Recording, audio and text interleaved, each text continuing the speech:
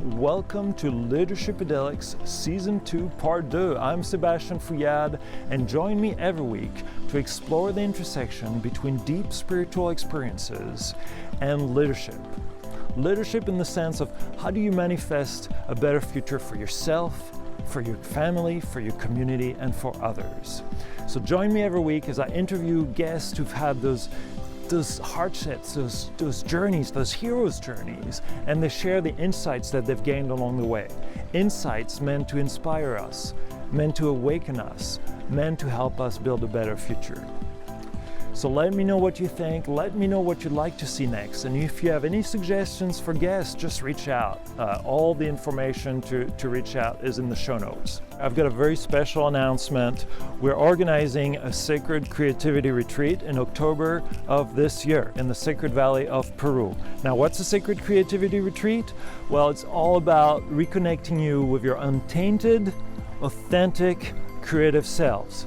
You know, finding that creativity from a center of alignment, finding that creativity from a center that is not tainted by the judgments of others, by the programming we've had in society. And so this is a really important mission that we're on, that I'm working on with my friend Kunti, with some healers, Jose and Pepe, working with various plant medicines to help you reconnect with that creativity that is so empowering and healing as you create for yourself and for others.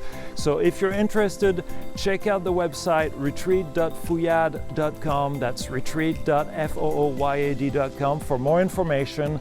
And I hope the stars align and I can see some of you there. This week on Leadership Idyllics, we have a very special guest. Her name is Kunti Trejo. Kunti is a medicine woman from Mexico who lives in the Sacred Valley of Peru. I've known Kunti for a few years, and she's lived in Peru for about 6 years. She's got a very inspiring journey working with the medicine. She runs toad ceremonies, Temazcal ceremonies. She's helped run ayahuasca retreats. She's super connected to her work, and her life has been a life of commitment to the medicine, regardless of the ups and downs. She's also a single mom, which has its own challenges. And so I flew down to Peru to meet with Kunti. We talked on a hillside overlooking the Sacred Valley as the sun was setting. This is a wonderful, wonderful interview, not to be missed, so I hope you enjoy it. Also, if you're interested in working with Kunti or working with us together, we're organizing a retreat in October of this year called the Sacred Creativity Retreat to help you reconnect with your authentic creative self, untainted by all the programming and all that. And so check that out on my website in the show notes. And if you're interested, reach out. So enjoy the interview. Watch the video if you can, and see you on the other side. Welcome, Kunti, to Leadership Idyllics. Thank you for being here today. It's a pleasure in this cold evening as the sun is setting in the beautiful Sacred Valley. Thank you for being here with us. Thank you for being here. Thank you for coming to Peru. Well, I figured it'd be nicer to do this live because, you know, we've worked together in the past, and Zoom isn't the same thing. Yeah. You know, when we want to talk about what you're working on and what we're going to be working on in October. Yeah, exactly. So, Thank you. So tell us, what do you do now? Like, what are some of your projects you've been working on last few months? And, you know, who is Kunti? Who is Kunti? Shall I start with my name and everything? Oh, you know, you start wherever you want. Like, you know, it's like, hey, you know, maybe it's like a blind date. I just like, hi. Well, I'm still here living in Peru after already like 6 years, and we are working currently in this project that is the new retreat in October. I have been here working, just attending the ceremonies that I usually attend. Yeah. Attending all the people that is coming in my way, attending Temazcals, taking people to the Huachuma hikes, attending a lot of Cambo ceremonies, making a lot of people purging out, which makes me very happy. And some bufo ceremonies also is what I usually do here, part of the home life and kids. And now we are organizing this retreat together that I'm super excited about. I'm just so happy and looking forward to work in retreats again, to like make something more solid, no? And collaborations with other people, so to see Pepe again. Yeah, I'm very excited for that. Yeah, and I know your Temazcal ceremonies are famous in the valley. You know, Jason, who was on they are. Jason, who was on the show, and he runs a podcast where he interviews everyone in the valley. He was like, oh, Kunti's Temazcal ceremonies are great. Can you, like, how did you get started with Temazcal ceremonies? Like, how did you learn how to run the, 4-door ceremony? Is that what you call it? Yeah, that's very nice from Jason. He goes to my Temazcals. Every time that I do a Temazcal and he's here in the valley, he usually goes. Yeah, and well, in the Temazcal ceremony, I guess I knew the Temazcal by first time around 14 years, when Arjuna was a baby. When my son was a baby. So I started to go to the ceremonies and help and assist. And then with the time I started to formally study with the Red Path in Mexico. The moon dances, also assisting. I haven't gone since I'm here in Peru. My last time that I was in Mexico in the circles was in 2017. And well, here applying all that I have learned in Mexico, no, like helping the people also like to integrate this ceremony, you know, like sometimes in a more flexible way than you find in other places. No, that doesn't mean that it's all like soft, but I attend a lot of people that is first time coming here for a Temazcal that they have never done it before. So I have, let's say, flow with what the people is needing also. Flowing with what the people is needing in that moment. Sometimes it's like group Temazcal, and the people is after ayahuasca ceremonies. That's how, you know, when we met. That's hard. your Temazcal ceremony after the ayahuasca ceremony, I don't think I made it through the 4th door. I mean, my ceremony was a little, ayahuasca ceremony was challenging to start with, but like I didn't make it past the 4th door, and there's a whole process too around the Temazcal. Like, it's a long ceremony, very exhausting and long. And then it's different, for example, when it's how to say, open call ceremony, that I just say there is going to be a Temazcal this day, and people start to like separate their space, and it's more like friends Temazcal, no? That people that lives here, like Jason, Luke also comes a lot. And that's different, no? Because it's usually people that has had already a lot of Temazcals, has some experience also with medicines, and sometimes they know also some songs, so they join to the music. It's different every time. Can you talk a little bit about the phases in the ceremony? Because I tried to remember them when I was writing my book, and I was like, well, there's 4 doors, and then you say some prayers each time, and in between each phase, the door opens, they put more stones, Kunti sings. That's all I can remember. But like, this is a very amateur way of describing it. Like, how would you describe a Temazcal ceremony to somebody who doesn't know anything has never assisted to one or heard about it? Well, first of all, the Temazcal ceremony is a purification ceremony. The intention, the main objective, let's say, of the Temazcal ceremony is to purify as well our physical body, as well our mental body or emotional body. Okay, I'm gonna swat. Sorry, there's a bunch of mosquitoes that are moving between us. This is part of being in the wild. Like, we've got all the real nature. And as soon as I mentioned them, they ran away. So they flew away. So sorry for interrupting. Adds to the element of it. No, we won't cut it. This is real. Like, we're in front of the sacred valley. It's awesome. The sun is setting. Evening. Sacred mosquitoes. Temazcal ceremony? So the Temazcal is a purification ceremony, first of all, and in this purification ceremony, let's say like people is more related to sauna, like it's similar to a sauna, but it has a lot of differences because it has a ceremonial way, it has a ceremonial structure that has been, I think that it was like received by the ancient people, that they lived like in totally another connection with the nature, with their spirit of the nature, and also their ancestors, the guidance of their ancestors. Yeah. So this tradition, it comes from North America mainly, and it's different kinds of what we call Temazcal. Temazcal, and the way that I hold that ceremony, it comes more from center of Mexico. And Inipi, for example, is more from the Dakota area, and every area has their variations, as well in Mexico, as well in every part of the world.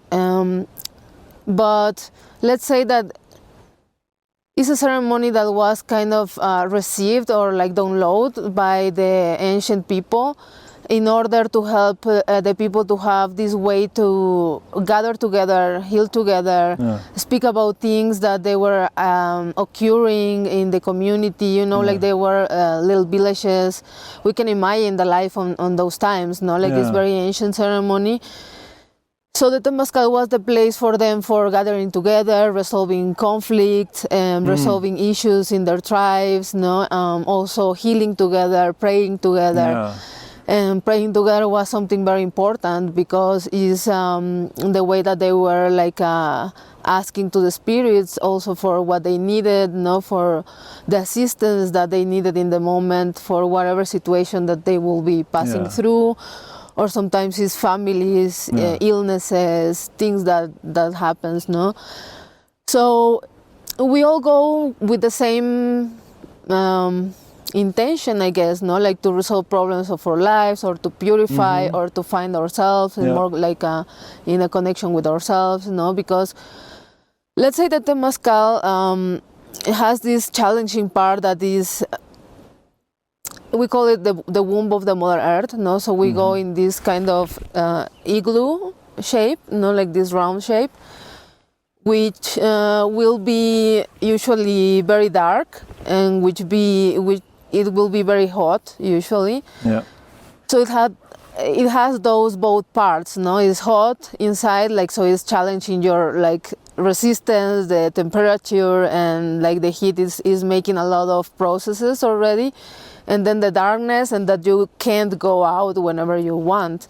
It's not like the sauna that if you feel that this is enough, you go out. But in the Temazcal... that was hard because I think it also feels like I felt peer pressure of staying in there because there's the community and the group, and and I was like, oh man, I don't know if I can do the fourth door, but I was at the point where I was just cheating my way through the ceremony. I was like, hey, if I put my face right close to the ground, it's colder. Yeah, that's the way to do it. Yeah, and I was like, okay, no, I'm sorry. It's not cheating, it's the way to do it. Oh, but you see, I could have stayed there longer. Yeah, when you are very overwhelmed for the heat, always down next to the ground is some more fresh air. Yeah. And you can resist more, even me, sometimes when I have a little rest and other people is singing and it's a lot of heat because I'm in front of the vapor, sometimes I just go down and smell some fresh air and I can keep going. Yeah. And what's nice is that it's completely dark in there when you do it. So that's the intention, to be completely dark. You just feel the heat and you're all in there in that darkness together, saying prayers, and it's so nice to just listen to everyone's prayers as you go around and share really deep things, and and I'd one of the phases is ancestors, right? And I just remember listening to people's connecting back to their ancestors with their prayers, and it's very beautiful. Yeah. So.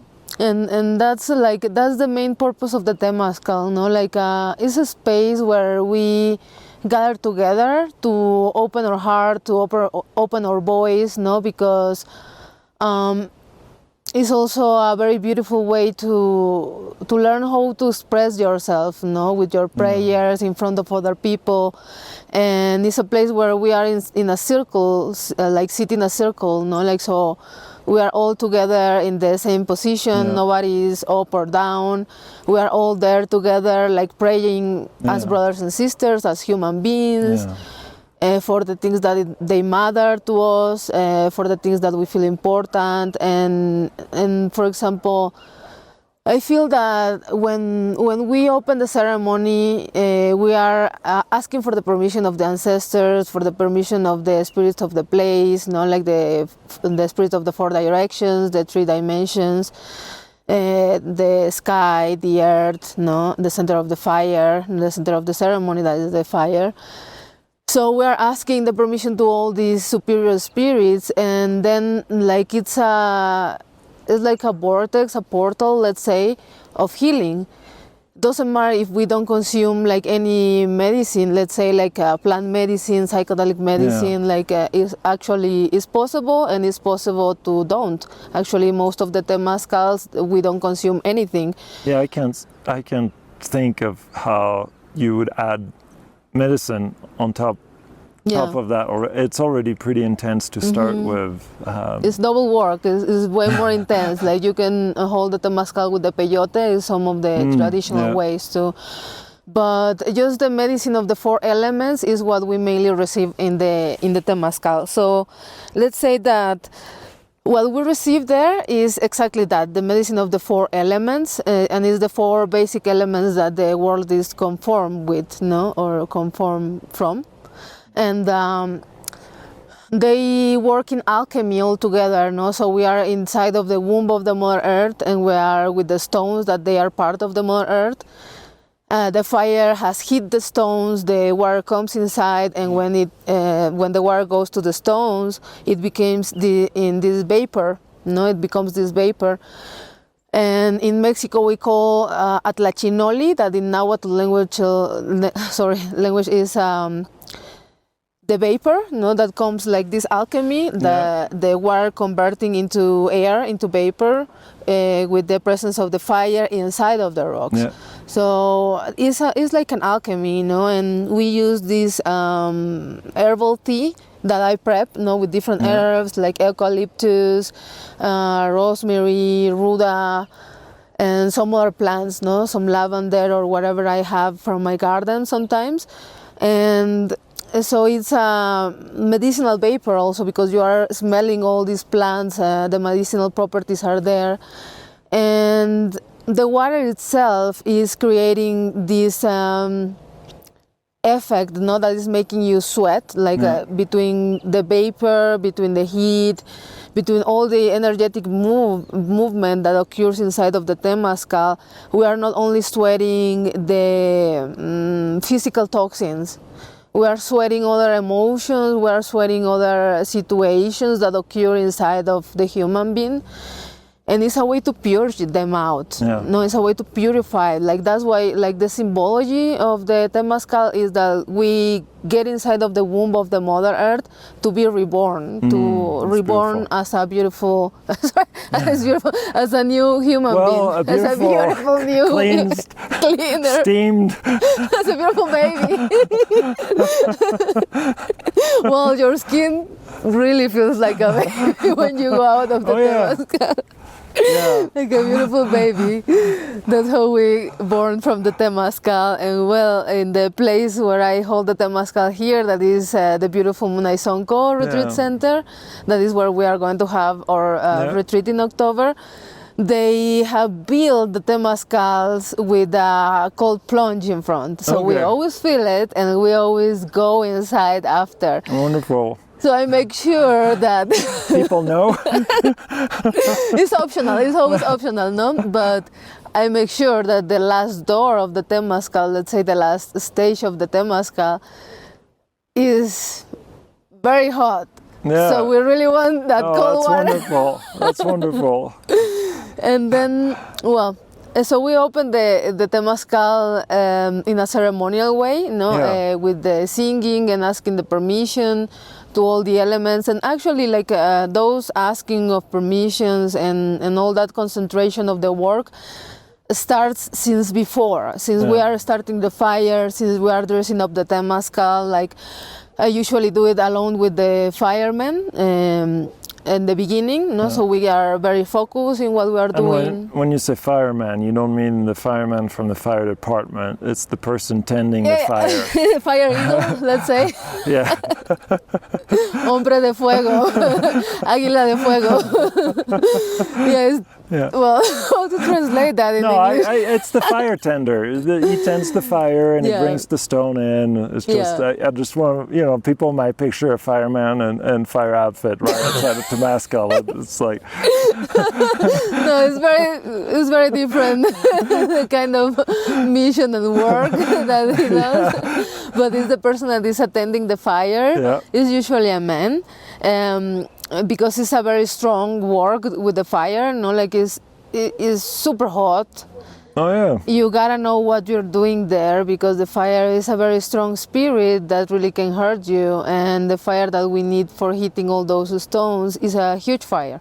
Yeah. With a lot of wood, and well, talking about the wood, for me it's very important that every time that we are going to hold a Temazcal ceremony, we are going to use the wood, a lot of wood. That means a lot of trees. That is the sacrifice. I say, like, they are offering their wood, their flesh, bones, for us to receive the medicine, for us to receive the heat inside of those stones. Like, it's a whole alchemy that occurs for us to receive that heat inside of the Temazcal, and it's very beautiful, because it teaches how much we are integrated with the nature, like how much we are one with all this cycle, and it's basic in the most simple things, that is the earth, the fire, the water, the air. And that we always breathe, the water that we always drink, and they all together help us to heal, And inside of the womb of the Mother Earth, like, we can feel that, like, darkness, that intimate space, let's say, because when we're outside, we're around the fire, opening the ceremony and everything, and we all start to connect already, And then inside of the Temazcal, other things opens inside of us. Let's say that the fact to be in the darkness, the fact to be like being challenged in your limits, like in your physical limits, in your mind limits. Sometimes it's most the mind, that is like saying, like, oh, I can't anymore, oh, like, this is too much, or like, I need to get out, or like the darkness, the claustrophobia gets very active there, and is one of the main things that we work. Like these fears, like fear to the darkness, to don't be able to go out, to get asphyxiated, because like there is a moment that you can feel like that it is so hot that you are like, oh my God. But it's nice to know you're also not alone going through that. Like I think right now, even now in the world, with everything that's happened with COVID, like a lot of people are feeling alone, and something like that, where you go through that darkness together, you bring that community together. Like, that's really helpful to know. It's like, hey, it's not just me. Like, we're all struggling through this together. The other thing that I enjoyed is, like, at least when I did it with you, we had little rattles, so we could accompany you when you were playing music with your drum, and it was very beautiful to be able to actually join together as we were going through that in the darkness, in the womb of the earth. And it kind of helps the mind to direct the energy to something else than the craziness that the mind is purging out. So we could talk more about the Temazcal, but there's a lot more I want to cover too, and there's a lot more to you than Temazcal. Let's keep going. So I want to talk about, you are a medicine woman, and you've talked about the Temazcal, you've talked about you do Kambo, you've also are an amazing facilitator and leader in ayahuasca ceremonies, like the way, like we've worked together, and when did you know you wanted be, or you were? Like, at which point did you realize I'm a medicine woman? Well, I think, to be honest, like, I always feel it in my heart. Yeah. It's just like, I don't know, in my times that was not a career available or anything that you can call like that, you know. And it was just a dream and a feeling, no? And with the time, I remember, like, I study graphic design because I'm an artist also, and I wanted to study more professional, and it was not so much options in my hometown that is very small. Yeah. It was very, very limited options in my hometown in that moment, so it was a new university with graphic design, and I was like, whoa, I think that's the most close to where I could dedicate myself. And then I started to have my own callings, and as all the people in the world, I was needing a lot of guidance for my life and healing, you know, from my childhood, which I keep working every day. But I started to have, like, my own, like, curiosity and callings, and I was being very, very called to meet with the mushrooms. That was one of my first medicines, one of the most important medicines that has, like, really changed my life and changed the way that I was, I don't know, walking in life and seeing life, the perspective that I was seeing life. And yeah, it was very powerful. I guess I went to the jungle of Mexico when I was around 20 years old, 19, 20 years old, to eat those magic mushrooms that I heard from. And I was in my own exploration. I'm just a person that goes a lot with my callings. With sometimes it doesn't make any sense or it's very risky, but I still do it. So yeah, I always had the calling, honestly. What I feel is that, like, my main calling since I was like a girl, not like a kid, and most as I grew, I felt very pollution by the city, you know, like I just felt that I was dying in the kind of life that I was living, and my calling was with the nature, you know, like mostly I didn't like planned or thought like, oh, I'm going to be a shaman or work with medicines or in my time you didn't even call medicines to the medicines, you know, like so it was a very different perception of what we are doing actually today. Thanks God for all the opening that it has occurred in these times, no, with the use of the beautiful medicines of the Mother Earth for helping the human being. So in the moment what I felt, I guess it was the calling of going back to the nature, going back to the connection with the earth. I just felt that I needed so much that. And I'm not just the kind of city people, no, like it takes a lot from me. Like it's not a criticism or judgment. It's just, for me, it's very strong, and I feel that I'm very sensitive to some energies, no, like sometimes to be in crowds or like so much noise.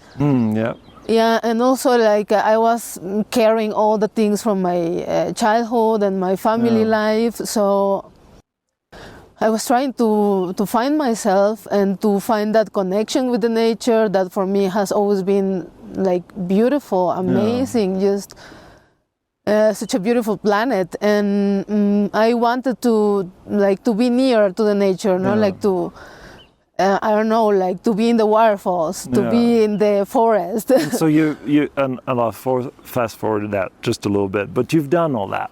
You've been in the nature, you've been in the waterfall, you've been in the forest. Yeah, I have traveled a lot. But it's not always been an easy journey, right? Like especially as a medicine woman versus a medicine man, right? Like, you shared with me, like it's been a. It has been very tested strong. Your commitment to the medicine. Yeah, and has been always, I think, a very difficult path to follow. I think I can be proud of myself, know that I have pushed through, that I have followed my heart and let's say persevere in what I felt that is right for me. Because since the beginning and more in the times that I started my own exploration and to follow this path by my own, that was like just by my own, no? Yeah. It was very difficult for me. I was young in a culture that didn't understood anything about that. My family was concerned about me. I'm the only daughter of my parents, so they were really concerned about like, okay, well, was she like really wanting to do with her life? Like, what's she doing, no? And then I became a single mother very, very soon also at my 25. And then, well, everything was like looking like for me, like that I should have such a different life than what I choose, no?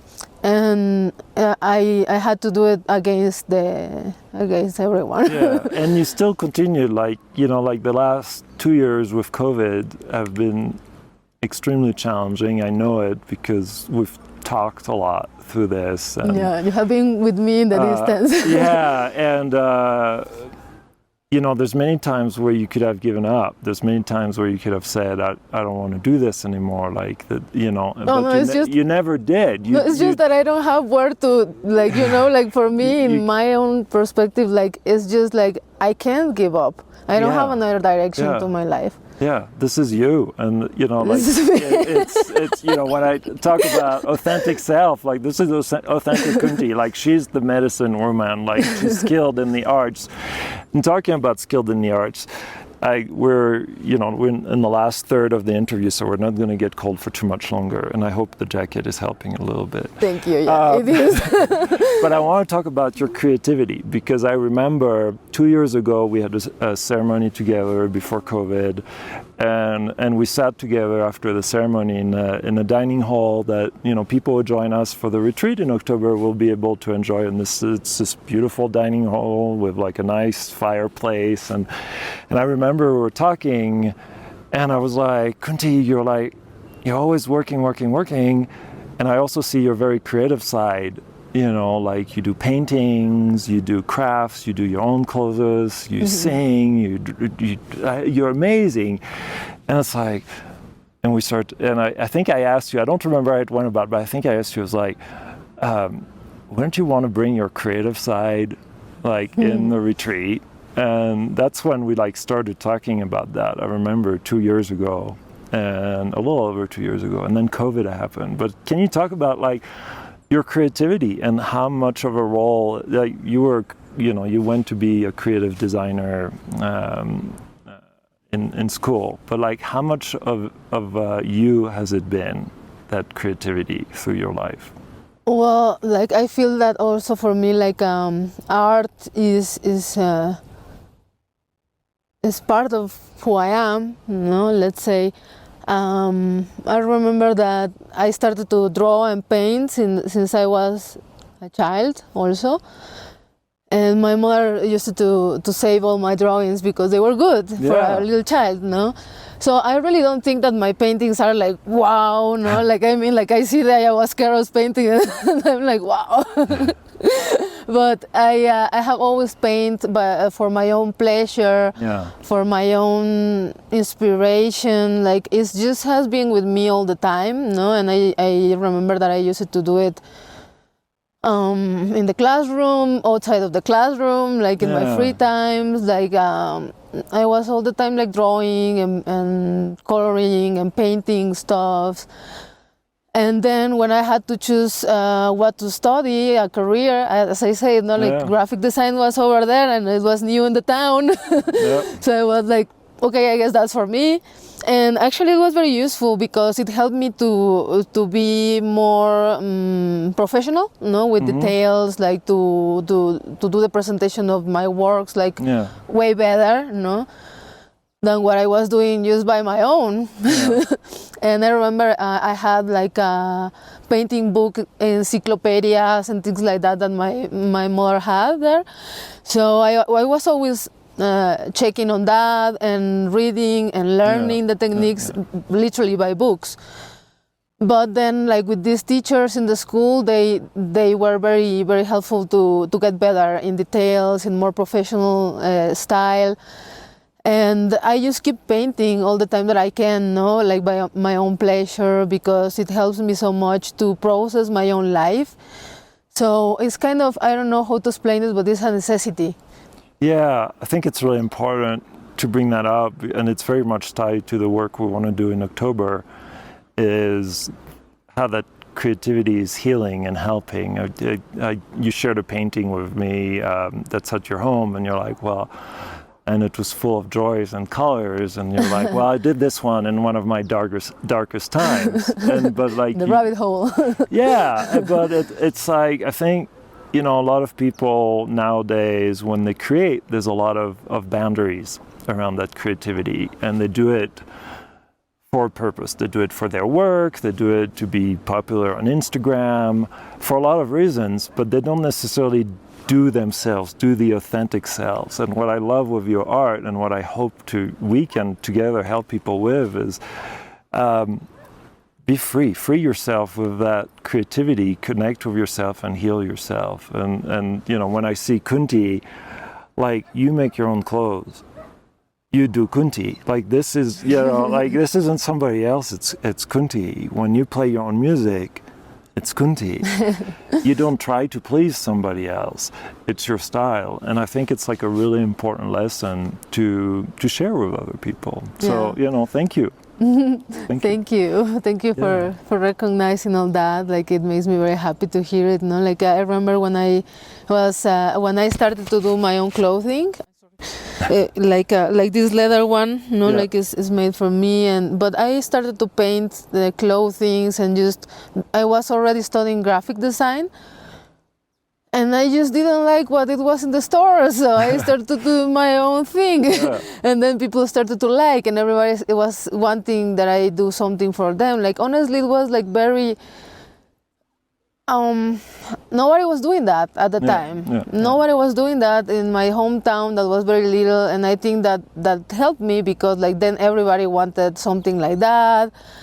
And I got very inspired. I just like... I really like it to keep painting and to do different things for different people, that they were asking like, oh, I want this and that, but in this color and like with that shape, or that this means something for me, you know, like, and I will get more creative with that. So I support myself, and I maintain myself, my kid, over a long time, mostly from my art, painting murals, like making my own clothing, and my own clothing, like the style that I have, like is different. So it was a little bit controversial also, like to be wearing my own like little stuffs, no, and the leather things and the leather belts. But now everybody likes them. Many people has copy also those things, and I'm very happy that kind of I you know, like I trust in my own creativity at the moment. I remember when I was I mean, my hometown is a special little hometown with their own vibe, no? And and I was looking for work, no, because you are going to finish your career, so you gotta start to look for work. And their work offerings were like so poor, so not inspiring, you know. Like, I remember like, oh yeah, like we have a lot of work, and we work from this and that, and it's just a little short pay, and I don't know, no, it looked just not attractive at all. And I was already making my clothing and selling them, so I was like, I chose what I do. No, like, and I say I will gamble for this, because it gives me more freedom, and I will be doing what I want to do. So I keep just living in the same way, you know, as you said. Like, for me in the medicine path, like, it always gets challenging. It has never been like just easy or just glory or blessings. But the opposite, I guess, is like climbing the hill, you know, like all the time climbing the hill. But even in the worst times and in the most challenging moments, I don't have another direction where to go. I'm not ever even thinking about like, oh, I'm going to do other thing now. Like it's just no. Like this is what I do. This is what I was. This is you. This is what I was born for. I feel like I was born here for helping the people in the way that I can, with the wisdom that I can share. That is coming from my own experience. Like as well living in the nature. I lived for a long time very near to the nature, very wild sometimes, just to learn how to be with the nature. Like it was not. I don't know, like in the moment, some people was thinking maybe or just judging me about like, oh, you run away from, I don't know, life or cities or civilization, but. Like we are human beings and we have lost so much the capability of surviving in the nature. We are weak to the nature. Like I'm here, like freezing. I live here since 6 years. We'd probably be building a fire right about now if we knew what we were doing. But we are here filming outside of our comfort zone. In my little house.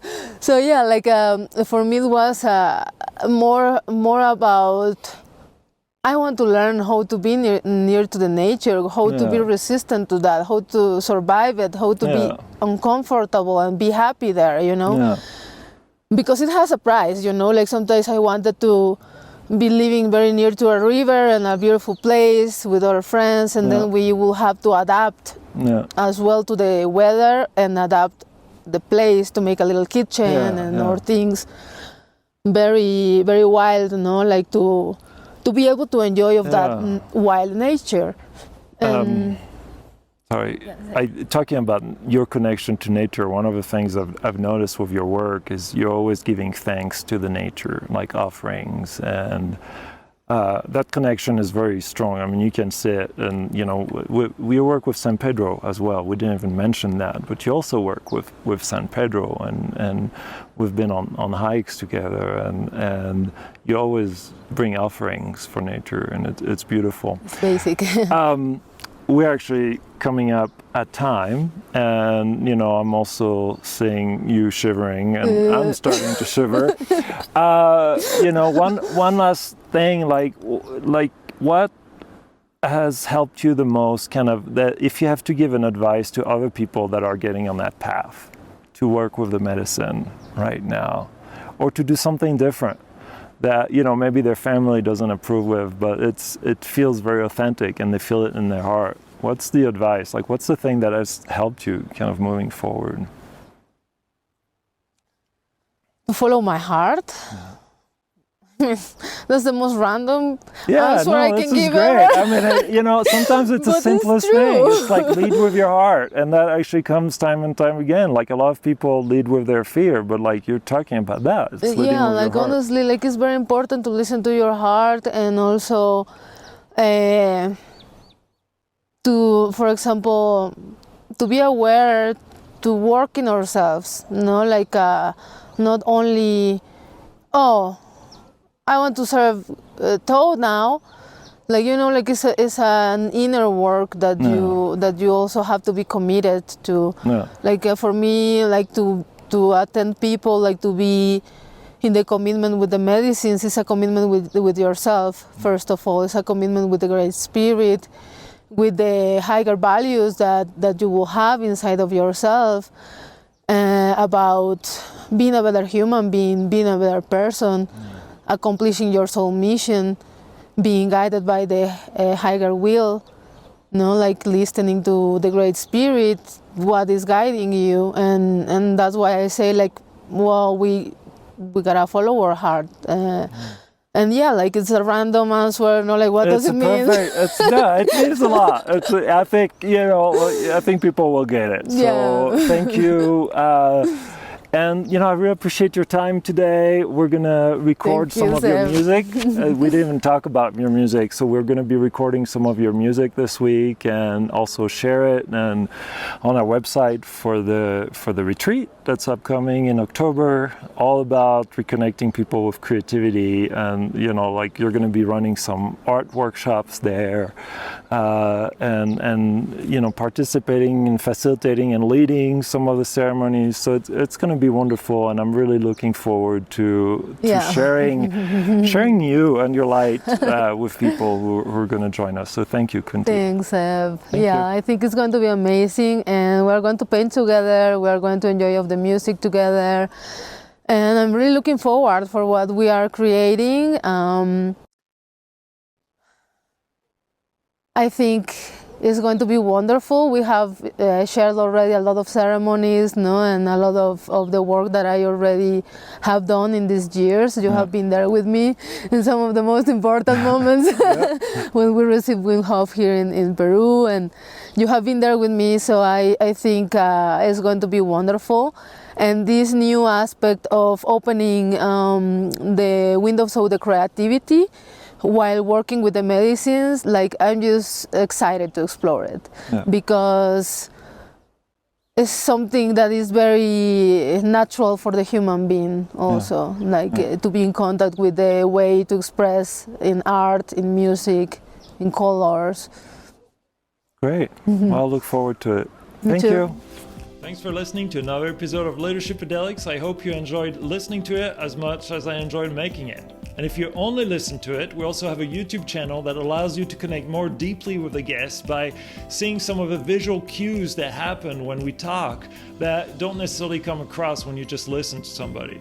And if you like the show and haven't subscribed to it yet, subscribe to it. If you haven't given a review yet, I'll be so humble and grateful if you give a review. It also helps get the word out there and find more listeners and change the world one person at a time. And finally, if you know of any guests that could be a good fit for the show, send them my way and I'll take it from there. On that note, have a great day wherever you are, and I'll see you again next week.